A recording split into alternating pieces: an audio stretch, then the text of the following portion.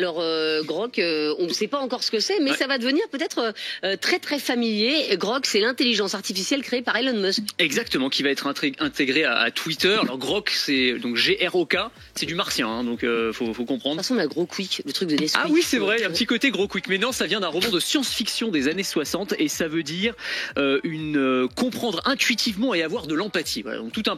Elon Musk lance sa première intelligence artificielle. Le milliardaire entrepreneur a décidé de s'orienter dans le domaine de l'IA. Et moi, personnellement, je comprends. Parce que l'IA, en fait, c'est un métier porteur. C'est un domaine porteur de l'avenir. D'ici 2 à 3 ans, l'IA sera implémentée partout. Grok, c'est le nom de l'IA d'Elon Musk. Mon opinion, c'est que je ne trouve pas ce nom très attractif, mais ça reste mon avis sur le sujet. On va voir ensemble au cours de ce reportage de RMC en quoi est-ce que l'intelligence artificielle de Elon Musk diffère des autres qui sont déjà mises sur place, notamment le célèbre ChatGPT. Bonjour à tous, j'espère que vous allez bien. Je vous souhaite la chaleureuse bienvenue sur Hey Cyber. Sur cette chaîne, j'aborde des thématiques liées à l'IA, la cybersécurité, la cybercriminalité ou encore le hacking. Si ces sujets t'intéressent ou te passionnent, n'hésite pas à laisser un petit like ou à t'abonner. Sans plus tarder, on va commencer le reportage et vous allez savoir mon opinion sur le sujet. Programme, et donc c'est une intelligence artificielle. Alors un petit peu comme ChatGPT, vous avez tous utilisé sur le plateau de ChatGPT au moins une fois, j'imagine. Oui. Voilà. Bon, alors c'est la même chose. Donc c'est un chatbot, donc une boîte où on entre du texte, des questions, et il va vous régurgiter des réponses avec un niveau de sophistication assez poussé. Mais avec deux différences notables, parce que c'est Elon Musk évidemment. Première chose, cette intelligence artificielle, elle va avoir un sens de l'humour.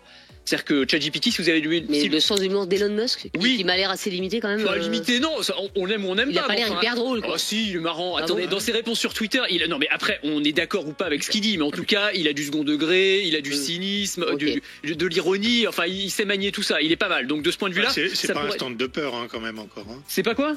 Il fait pas du stand-up. Hein, non, mais franchement, moi je le trouve plutôt marrant. On verra. Bon, première chose. La deuxième chose, et alors là, c'est là que ça devient intéressant et peut-être un peu sensible, c'est que contrairement à ChatGPT, cette intelligence artificielle, elle n'aura pas ou peu de limites dans les réponses qu'elle va nous apporter. C'est-à-dire qu'elle pourra répondre. Là, je suis totalement d'accord. Ça veut dire que, en fait, je suis totalement d'accord dans quel sens c'est-à-dire que ChatGPT, nous l'avons déjà utilisé au moins une fois, voilà, pour interroger pour différents sujets.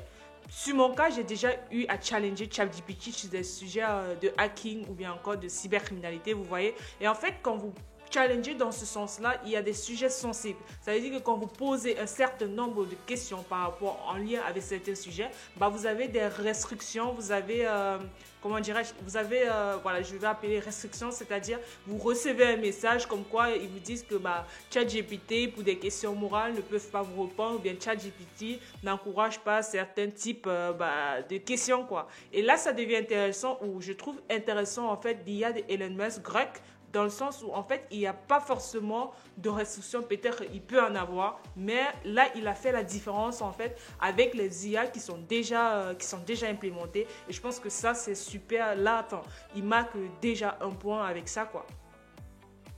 Répondre à toutes les questions. ChatGPT, elle a des limites morales. On lui a instauré des garde-fous pour qu'elle puisse pas répondre à tout et n'importe quoi. Genre quoi? Si vous lui demandez, je sais pas, comment j'ai tué mon voisin, comment faire disparaître le corps, normalement elle est pas censée vous répondre, vous voyez. Peut-être que, alors, Elon Musk a pas dit où il a placé le curseur exactement, mais en tout cas il a dit, moi je suis libertarien, je suis pas pour la censure, donc je veux que l'IA puisse avoir des réponses beaucoup plus vastes que celles que ChatGPT peut apporter. Donc on va voir ce que ça va donner. Donc on peut tuer nos voisins et on aura des solutions. Non mais c'est un exemple, hein, évidemment. Ah oui, ça vous trouvez sur Google aussi. Hein, comment t'as pensé à ça, Anthony, d'ailleurs? Ouais, mais tuer ton voisin et que le voisin est tué et que la police regarde ta barre, de toute façon c'est fichu. Alors sachant que pour avoir accès à ça, il faudra quand même payer l'abonnement Twitter, parce qu'il faut l'abonnement Twitter Plus qui coûte quand même $16 par mois. Et en fait, l'intelligence artificielle sera connectée à Twitter, donc elle aura accès à toutes les données, ce qui n'est pas forcément une base d'information hyper. Bonjour. Ouais, voyez ce que. On va leur poser des questions sur les vaccins. Voilà, par exemple, donc il y a plein de choses comme ça. Et alors, il y avait une expérience qui avait été menée il y a 2 ou 3 ans par Microsoft. Ils avaient relié comme ça une intelligence artificielle à Twitter. Au contact des internautes sur Twitter, l'IA était devenue nazie en l'espace d'une demi-heure. Donc c'est pour vous dire. Et une demi-heure, ça me paraît presque large. C'est presque large. Anthony, la principale différence, en tout cas selon Elon Musk, entre son intelligence artificielle à lui et ChatGPT, c'est surtout que son intelligence artificielle à lui, bizarrement, sera moins à gauche. Exact. En fait, c'est quoi une intelligence artificielle qui est moins à gauche? Pour ceux qui ne savent pas, en fait, c'est que ça ne suit pas comment dirais-je, des idéologies, ça ne suit pas des stéréotypes ou bien encore des références politiques, quoi. Et là, je pense qu'il a encore fait la différence, Elon Musk, dans le sens où il n'a pas suivi, après ça reste Elon Musk, on sait toujours que lui, il aime pousser le bouchon un peu plus loin, mais bon, en fait, lui, il a fait une différence dans le sens où son IA ne respecte pas forcément les standards auxquels tout le monde s'y attend, quoi. Et là, c'est ça qui fait un peu la différence avec les autres IA qui sont déjà implémentées sur place. En gros, c'était pour expliquer le fait qu'une application soit pas à gauche. Voilà. Ah mais pour lui ChatGPT c'est un truc de gauchiste, voilà, c'est un truc woke, progressiste, il trouve ça absolument insupportable. Et donc ce qu'il veut faire avec son Grok, c'est une IA qui serait une sorte de contre-pouvoir. Et c'est vrai, alors il a un peu raison de ce point de vue-là, c'est-à-dire qu'il y a des chercheurs qui se sont penchés sur l'orientation politique de ChatGPT dans les réponses qu'elle apporte, et c'est vrai que ChatGPT est plutôt de gauche, c'est-à-dire sur les thématiques sur l'immigration, les minorités, les enjeux environnementaux. En gros, si elle avait une carte d'électeurs en France, c'est voterait NUPES, quoi, ChatGPT. Alors que Elon Musk, ça lui plaît pas tellement, donc il dit il faut créer un équilibre. Donc peut-être que demain, on choisira son intelligence artificielle comme on choisit son candidat politique. Et ça peut vous sembler anodin, ça ne l'est pas du tout, parce que c'est des outils qu'on va utiliser de plus en plus, qui vont s'inviter dans nos vies, dans les mails, par exemple, ils vont répondre aux mails à notre place ou nous aider quand on est en train d'écrire un texte. Et en fait, tout ça, finalement, ça va venir infuser tout ce qu'on est en train de faire. Donc s'il y a des idées politiques d'un camp ou de l'autre, ça peut avoir de l'importance, évidemment.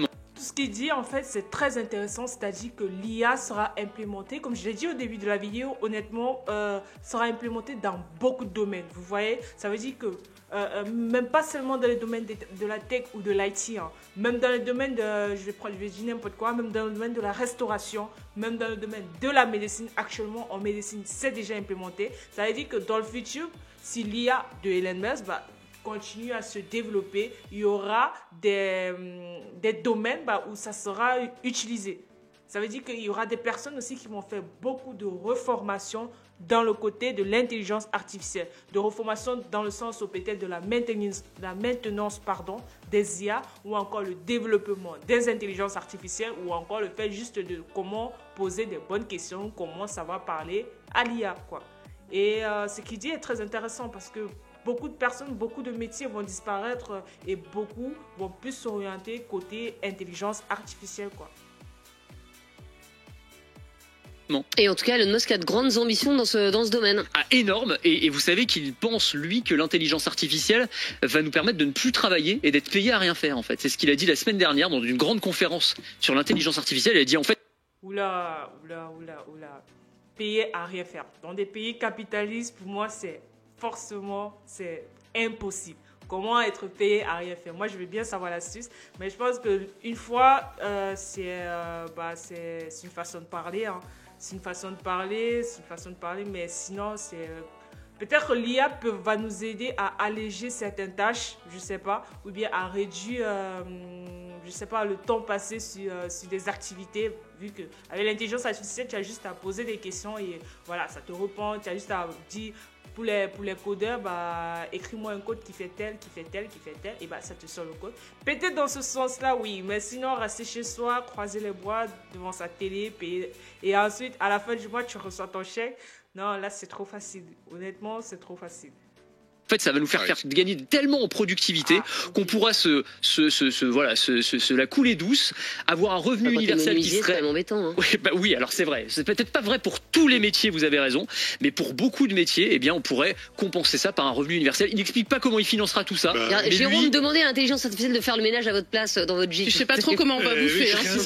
Je serais inquiet et je préfère le faire moi-même. C'est pas elle qui le fera, c'est une machine, mais c'est elle qui le fera. Parce qu'entre une intelligence artificielle que tu viens de nous décrire, d'extrême gauche, gauche ou une d'extrême droite. Est-ce qu'il y a un type qui va en faire une raisonnable et modérée un jour? Mais peut-être qu'elles vont se modérer entre elles, c'est ça le truc. Ça ne compensera jamais la connerie naturelle. Ça, c'est vrai. Et payer à rien faire, lui, il va gagner beaucoup Moi, j'aime d'argent, pas le concept. mais ceux qui feront rien. Désolé. Mais oui, mais lui, il dit justement, l'un des défis du futur, ce sera de trouver du sens à notre vie dans un monde où le travail aura, sinon disparu, en tout cas, sera largement atténué. Enfin, heureusement, nous ne serons plus là.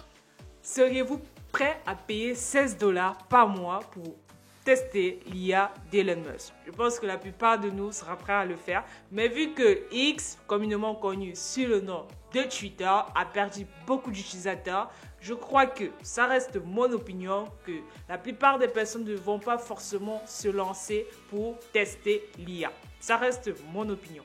Nous arrivons à la fin de notre vidéo et j'espère que celle-ci t'a plu. Je te remercie déjà d'être resté jusqu'ici. N'hésite pas à me notifier ton avis, ton opinion sur le sujet, sur tout ça. Est-ce que l'IA de Elon Musk va prendre de l'ascendance ou bien va tomber aux oubliettes d'ici quelques temps après sa sortie? Dis-moi dans les commentaires ce que tu en penses de tout ça. Je ferai un plaisir d'y répondre. Je te dis à très bientôt pour une nouvelle vidéo sur Cyber.